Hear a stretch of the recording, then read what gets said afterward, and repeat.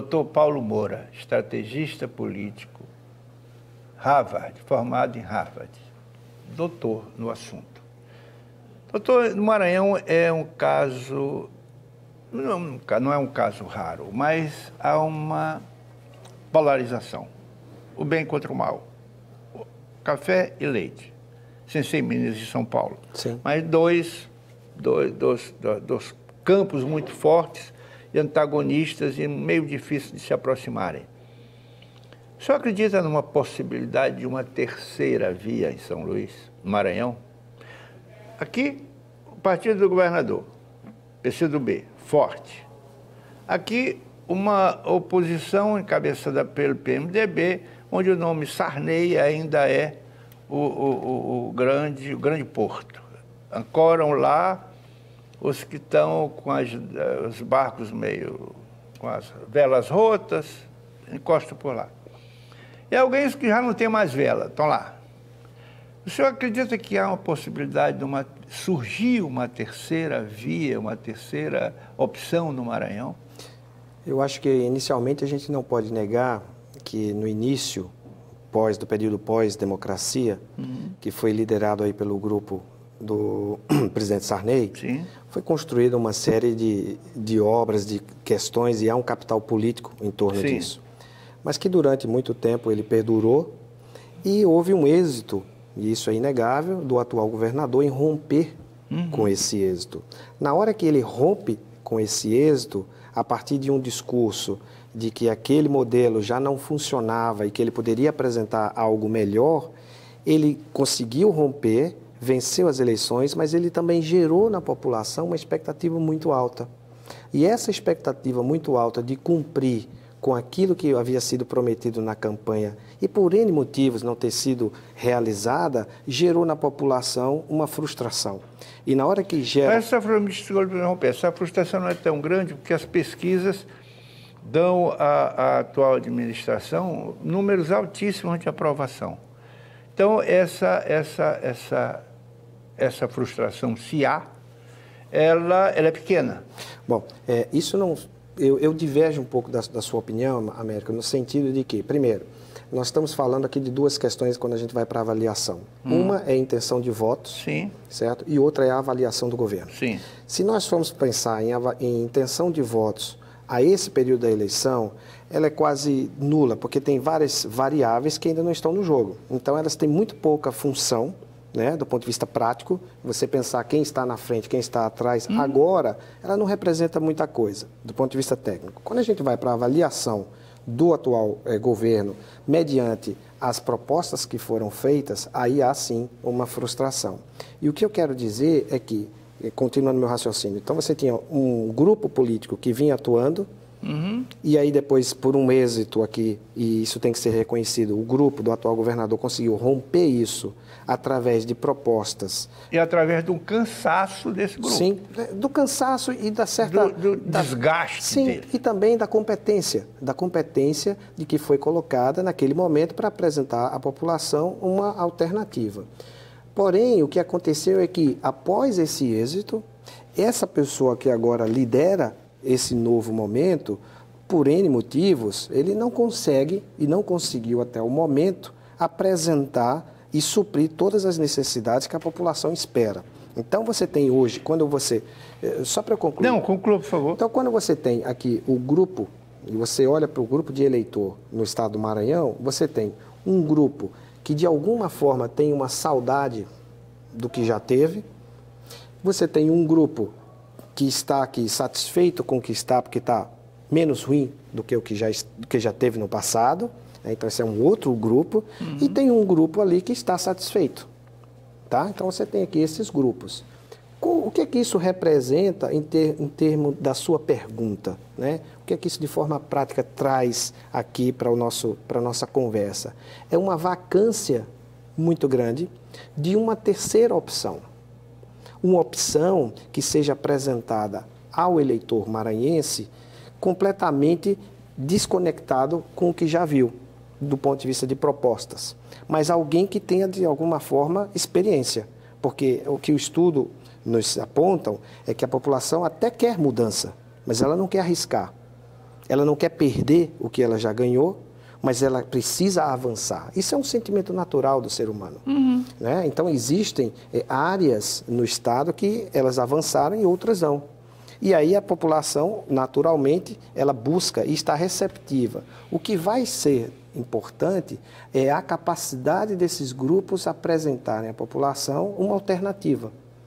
Seja ela uma terceira via, seja ela uma segunda via ou uma quarta via, a gente tem aí já alguns nomes, né, postos. Então a gente sabe que a gente tem diversas candidaturas. O Maranhão sofre do mesmo mal do Brasil, nomes. Os nomes desses dois grupos que eu coloquei, os nomes do grupo que hoje é oposição, estão absolutamente desgastados, cansados.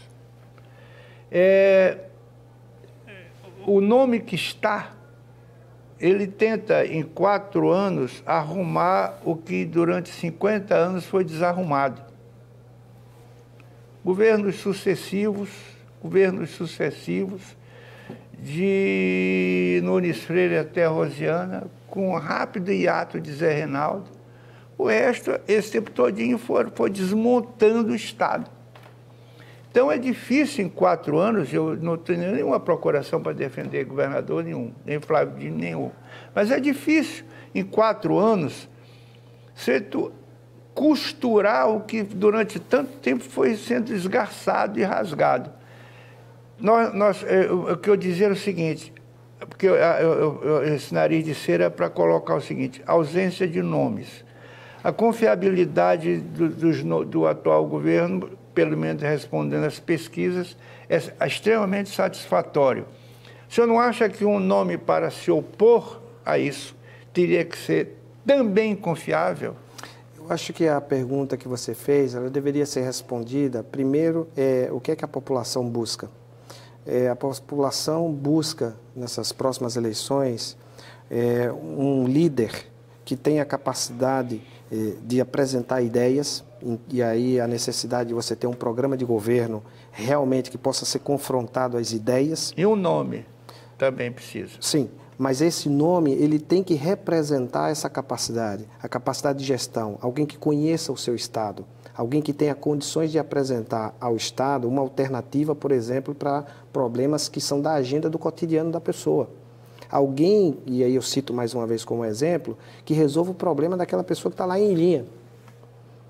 E aí que tem uma questão de saneamento para ser resolvida. Alguém que tenha a capacidade de colocar o Estado num desenvolvimento econômico que possa recuperar, inclusive, a autoestima do maranhense. Mas, senhor, me desculpa, mas isso aí está mais ou menos parecido com o discurso da Igreja Universal do Reino de Deus. Quer dizer, eles prometem milagres para agora. E não tem como fazer milagre no Estado falido como o Maranhão. Quer dizer, eu não sei, senhor, desculpa, eu estou me interferindo no assunto que o senhor é especialista e eu apenas um jornalista curioso.